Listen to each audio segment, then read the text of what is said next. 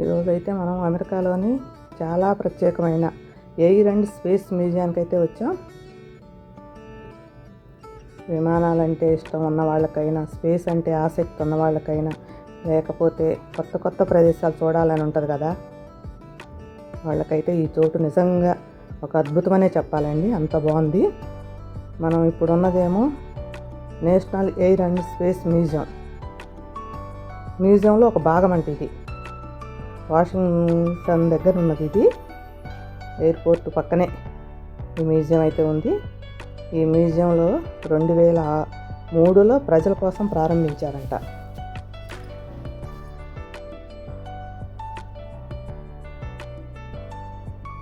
ఎందుకంటే ప్రధాన air and space మ్యూజియంలో స్థలం సరిపోక పెద్ద పెద్ద విమానాలు మరియు స్పేస్కి సంబంధించిన వస్తువులు ఇక్కడికి తీసుకొచ్చి ప్రదర్శించడం ప్రారంభించారంట. చాలా మ్యూజియాల్లో అయితే చిన్న చిన్న మోడల్స్ మాత్రమే కనిపిస్తాయి, కానీ ఇక్కడ నిజంగా అండి చరిత్ర సృష్టించిన విమానాలు, అంతరిక్ష కార్యక్రమాల్లో ఉపయోగించిన వస్తువులు అంట, భారీ జెట్ ఇంజన్లు, ఫైటర్స్, జెట్స్, హెలికాప్టర్లు, స్పేసు, షటిల్స్, ఎన్నో రకాలుగా అయితే చూడవచ్చు మనం ఇక్కడ. అందుకే చాలామంది జనాలు అయితే వచ్చారండి చూడటానికి. ఇంత అద్భుతంగా ఉన్నప్పుడు కంపల్సరీ ఎవరైనా అమెరికా వచ్చిన వాళ్ళైతే కంపల్సరీ చూస్తానికి వస్తారు ఇక్కడికి. నేనైతే మ్యూజియం అని విన్నప్పుడు, మా బాబు చెప్పినప్పుడు ఇంత పెద్దదిగా ఉంటుందని అస్సలు అనుకోలేదు. దూరం నుంచి చూస్తే ఒక పెద్ద విమానాశ్రయం హ్యాంగర్లా కనిపించింది. లోపలికి వెళ్తూ ఉండగా నాకే ఒకటే ఆలోచన, ఇన్ని విమానాలు నిజంగా ఇక్కడ పెట్టారా? మనమైతే ఇప్పుడు లోపలికి వెళ్ళి చూద్దాం. అసలు నేను లోపలికి పోయి పైకి అటు ఇటు చూడంగానే నా ముందు విమానమే, నా వెనక విమానమే, పైకి చూసిన విమానాలే. ఒక్క క్షణం నిజంగా అయితే ఇది మ్యూజియమా లేక ఎయిర్పోర్ట్ అనిపించింది. ఇంత పెద్ద విమానాలని ఒకే చోట చూడటం నిజంగా ఇదే ఫస్ట్.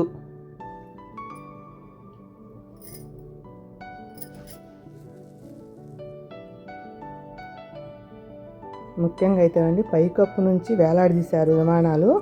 చాలా అద్భుతంగా ఉన్నాయి అసలు. ఇక్కడ ప్రతి విమానం వెనక ఒక కథ ఉందంట. కొన్ని ఏమో యుద్ధాల్లో పాల్గొన్నాయి, కొన్ని ఏమో ప్రయాణ రంగానికి అంటే ఉపయోగించేవి, మరి కొన్ని ఏమో శాస్త్ర సాంకేతిక అభివృద్ధికి గుర్తులుగా నిలిచిపోయినాయి. అన్నీ అక్కడ రాశారండి బోర్డుల మీద. అవన్నీ మా బాబు చూసి చెప్పాడు నాకు. ఇప్పుడైతే మనం మొత్తం మ్యూజియం అయితే తిరుగుతూ మీకు చూపిస్తాను. నాతో పాటు మీరు కూడా చూసి ఎంజాయ్ చేయండి. ముందైతే ఇవన్నీ ఇంజన్లు అండి, మనం విమానాలకి ఉపయోగించే ఇంజన్లు అన్నమాట. ఇక్కడికి వచ్చాకైతే నాకు ఒక విషయం అర్థమైంది. మనం విమానం పైకి ప్రయాణిస్తాం, కానీ ఆ విమానం ఎలా ఎగురుతుంది, దానికి శక్తి ఎక్కడి నుంచి వస్తుంది అనే విషయం అయితే మనం ఎక్కువ ఆలోచించాం కదా.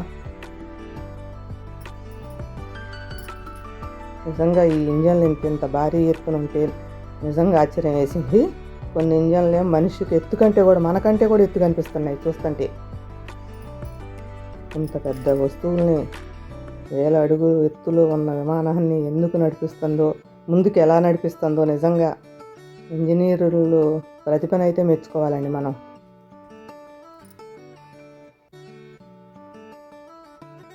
ఇప్పుడైతే మనం విమానాల్లోకి వెళ్తున్నాం, అక్కడికి ఆ ప్లేస్ దగ్గరికి ఒక్కొక్కటి చూసుకుంటూ.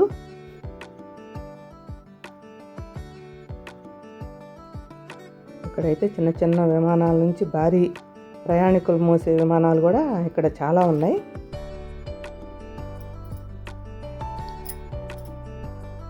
ఒక్కొక్క విమానం దగ్గర నిలబడి చూస్తుంటే ఒక్కొక్క విషయం అర్థమవుతుంది. మనిషి ఎగరాలనే కళ ఎంత దూరం తీసుకెళ్ళింది మనల్ని.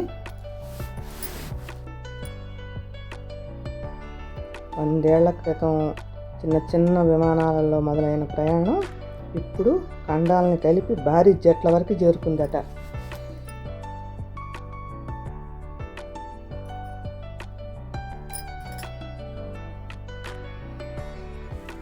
ఇదిగోండి ఇక్కడ చూడండి ఎంత పెద్ద పెద్ద విమానాలు.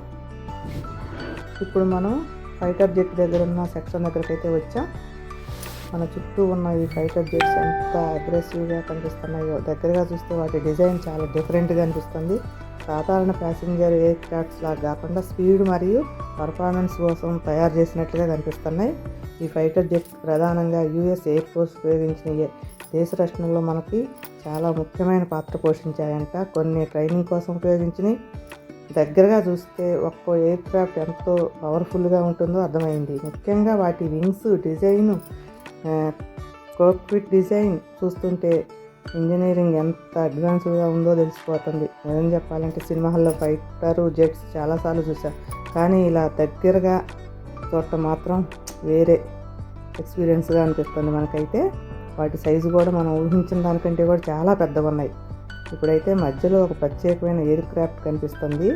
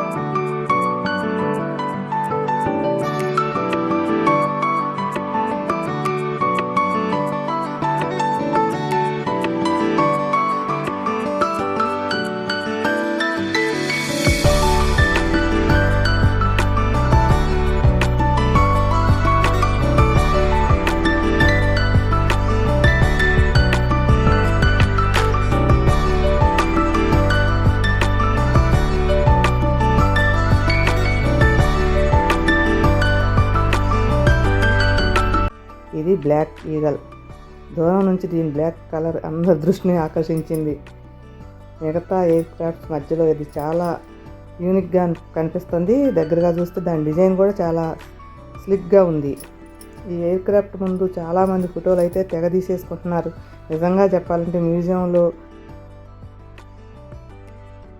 అట్రాక్టివ్ ఎయిర్ క్రాఫ్ట్స్లో కూడా ఇది ఒకటి అనిపించింది. నల్ల రంగులో ఉండటం వల్ల ఇంకా పవర్ఫుల్గా కనిపిస్తుంది. ఇక్కడ నిలబడి చూస్తుంటే కొన్ని దశాబ్దాల కింద తయారైన ఎయిర్ క్రాఫ్ట్స్ అయినా ఇప్పటికీ చాలా మోడర్న్గా కనిపిస్తున్నాయి.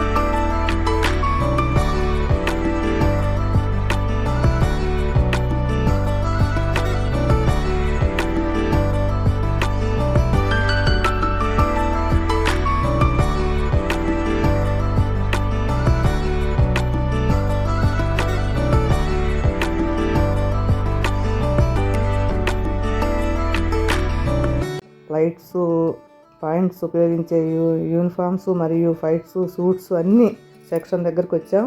ఇది కూడా చాలా ఇంట్రెస్టింగ్గా ఉంది. ఎందుకంటే విమానాలు మాత్రమే కాదు, వాటిని నడిపే పైలట్స్ గురించి కూడా ఇక్కడ చూపిస్తున్నారు. ఈ సూట్స్ సాధారణ బట్టల్లా కనిపించిన వాటి వెనక చాలా పర్పస్ ఉంటుంది. హై ఆల్టిట్యూడ్లో ప్రయాణించే సమయంలో పైలట్స్కి ప్రొటెక్షన్ ఇవ్వడానికి వీటిని ఉపయోగిస్తారట. కొన్ని సూట్స్ ప్రత్యేకమైన పరిస్థితుల్లో ఉపయోగిస్తారట. దగ్గరగా చూస్తే హెల్మెట్స్ కూడా కనిపిస్తున్నాయి. వీటిని వేసుకొని ఫైటర్ జెట్ నడవడం ఎంత ఛాలెంజింగ్గా ఉంటుందో ఊహించవచ్చు. ఒక్కసారి ఆలోచించండి.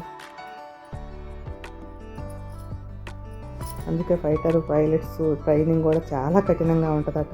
ఈ యూనిఫామ్స్ మరియు ఎక్విప్మెంట్ చూస్తుంటే వాటి పని ఎంత కష్టమో అర్థమైపోయింది. ఇక్కడ ఎయిర్ క్రాఫ్ట్స్ మాత్రమే కాదు, వాటి వెనక పనిచేసిన పైలట్స్ కథ కూడా కనిపిస్తుంది. నిజంగా ఈ సెక్షన్ మొత్తం చాలా బాగా నచ్చింది. మిలిటరీ అవిటేషన్ గురించి పెద్దగా తెలియకపోయినా ఈ ఎయిర్ క్రాఫ్ట్స్ మరియు పైలట్ ఎక్విప్మెంట్ దగ్గరగా చూడటం మాత్రం చాలా ఆసక్తికరంగా అనిపించింది.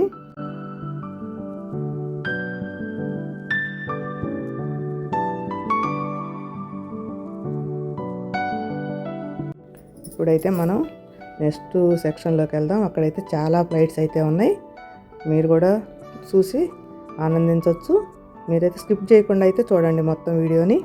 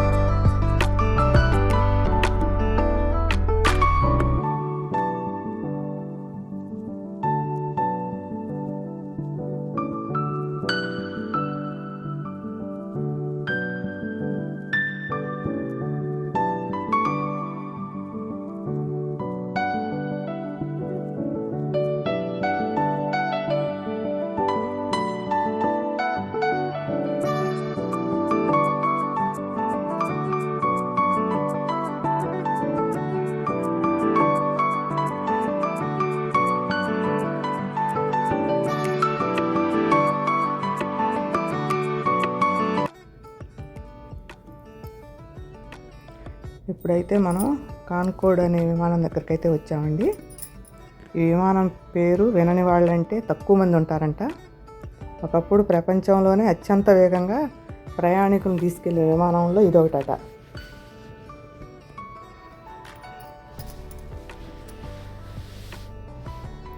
ఈ విమానం అయితే సాధారణ వాటికన్నా కూడా రెండింతల వేగంతో ప్రయాణించేదంట. ఆ శబ్దం కంటే కూడా వేగంగా వెళ్ళేదట.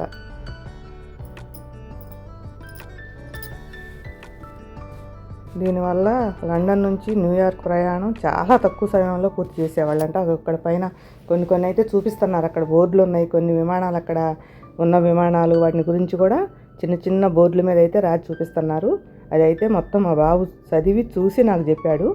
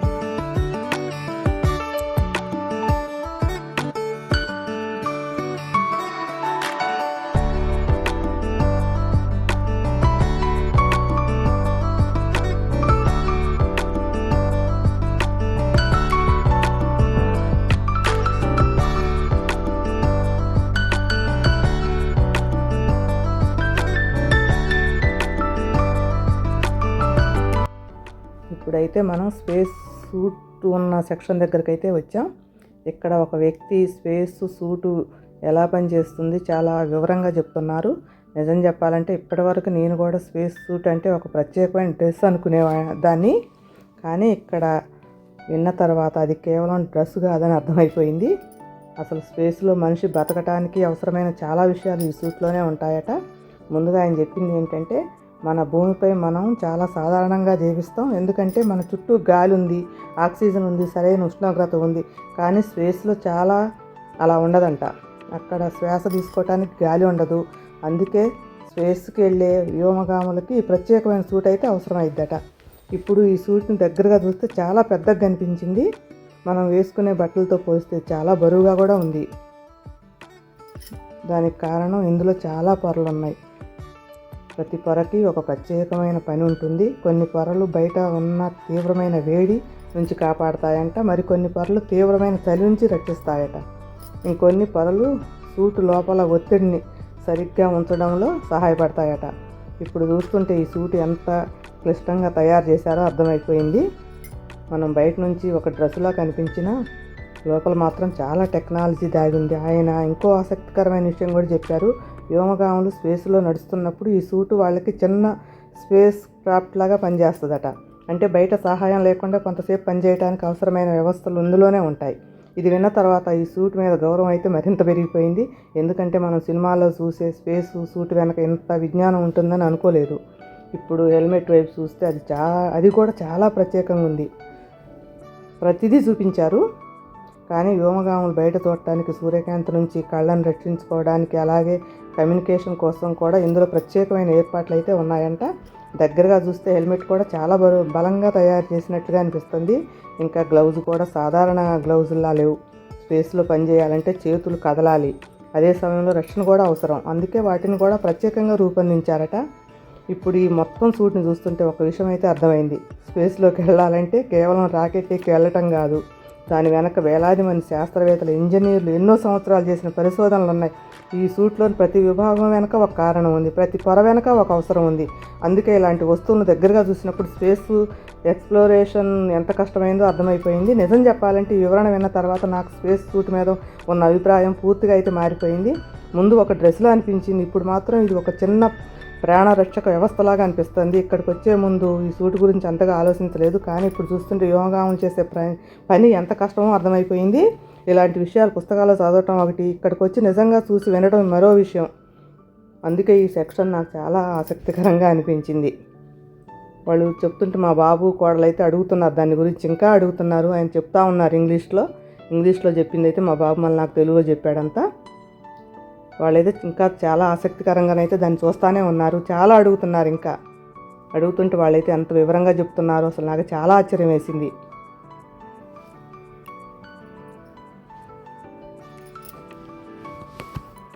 చూడండి ఒకసారి మీరు కూడా.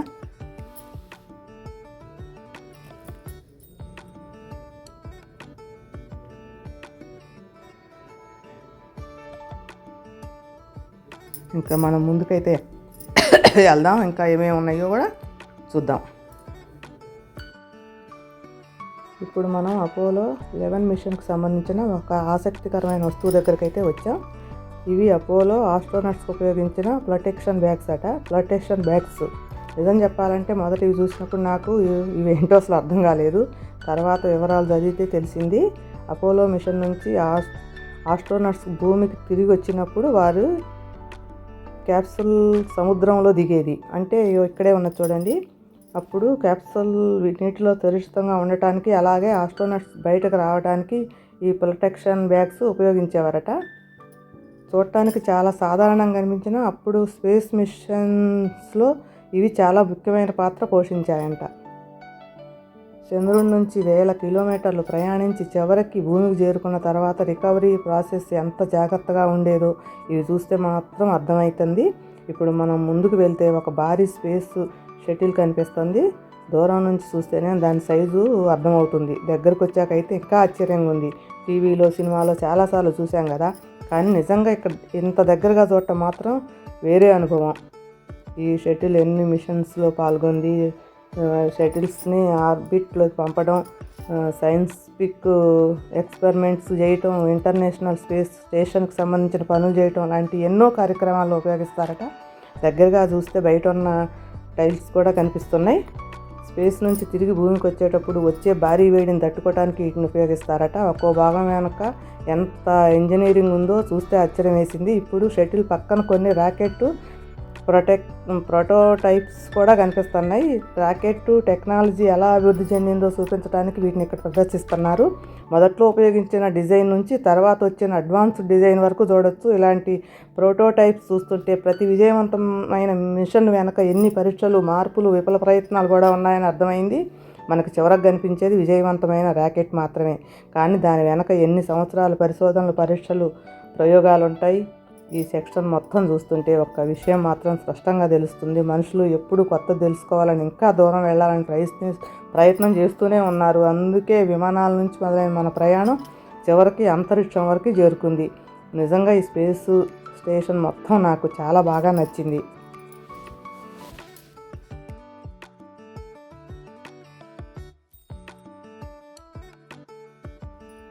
మ్యూజియంలో ఇప్పుడు చివరిగా మనం అబ్జర్వేషన్ టవర్ అయితే ఉందండి, అక్కడికి వెళ్దాం. చాలామందికి తెలియదు కానీ ఈ టవర్ కూడా ఇక్కడ ప్రధాన ఆకర్షణలో ఒకటి. నేను ఫస్ట్ చూపించా కదా మనకి ఎంట్రన్స్లోనే. పైకి ఎక్కిన తర్వాత బీసీ ఎయిర్పోర్ట్ అయితే మొత్తం కనిపిస్తుంది.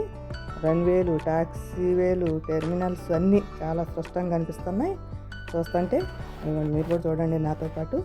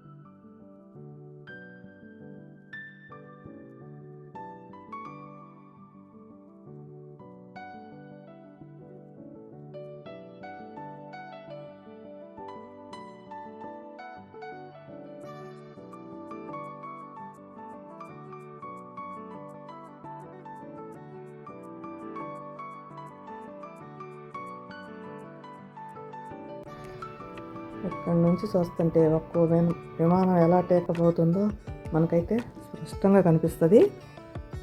ఇప్పుడే ఇంకో విమానం టేకప్ అవుతుంది. ఇంకో విమానం రన్వే మీదకి వచ్చేసింది. అది కూడా కొంచెం సేపట్లో ఆకాశంలోకి దూసుకుపోతుంది. విమానాలంటే ఇష్టం ఉన్న వాళ్ళకి ఈ చోటు అయితే నిజంగా చాలా బాగుంది, చాలా నచ్చుతుంది కూడా.